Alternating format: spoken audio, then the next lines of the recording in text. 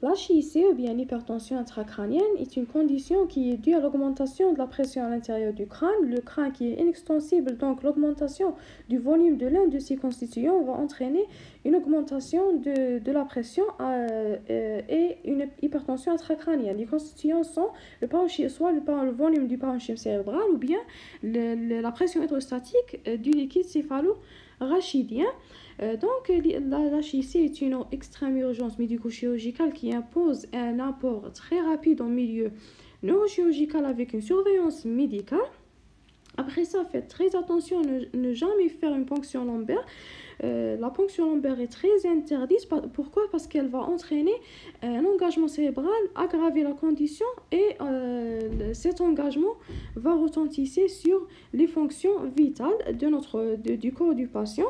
En première intention, on va évaluer, comme premier examen, on va évaluer l'état de la conscience du patient, c'est-à-dire à travers le score de Glasgow. Après ça, on va mesurer les signes vitaux, c'est-à-dire la température, la fréquence cardiaque, la pression artérielle, la respiration et enfin la saturation en oxygène pour évaluer les systèmes du corps. Après ça, on va faire un examen neurologique complet. Pourquoi? Pour rechercher les signes de localisation ou bien des signes d'engagement cérébral, mais faites attention aussi, ne jamais immobiliser le patient à risque d'aggraver la condition. Après ça, en première intention, on va faire l'examen du fond d'œil. Pourquoi? Parce que l'HIC va entraîner un mydriase et la dilatation des voies optiques qui est très bien vue en fond d'œil. Puis on va faire comme les premières mesures, on va faire une ventilation bronchique du patient. Pourquoi? Afin de renouveler l'air à l'intérieur du corps, parce que cette condition va entraîner une hypercapnie et l'hypercapnie va aggraver la condition. Après ça, on va imposer un cathé en intraveineux, puis placer un scope cardio-respiratoire pour mesurer les signes vitaux, comme toujours. Et on va faire un bilan biologique complet. Pourquoi? Pour évaluer tous les systèmes du corps du patient. Comme premier traitement, on va directement faire le mannitol, injecter le mannitol. Pourquoi? Parce que c'est un anti-odémateux qui va équilibrer la pression osmotique, parce que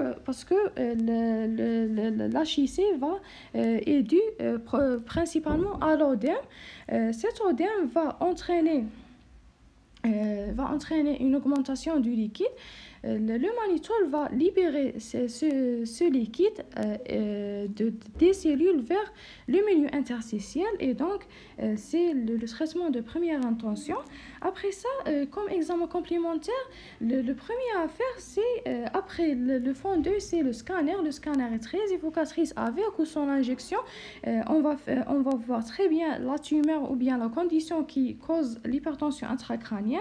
Le fond d'œil comme toujours, et si le scanner ne montre rien, on va faire l'IRM pour confirmer l'étiologie de l'HIC.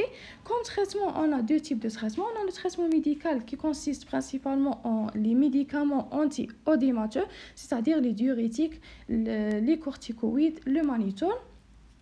Après ça, le traitement chirurgical qui consiste à l'évacuation soit de l'hématome ou bien de liquide céphalorachidien à partir du ventricule latéral ou bien aussi l'exérèse de la tumeur qui est en cause.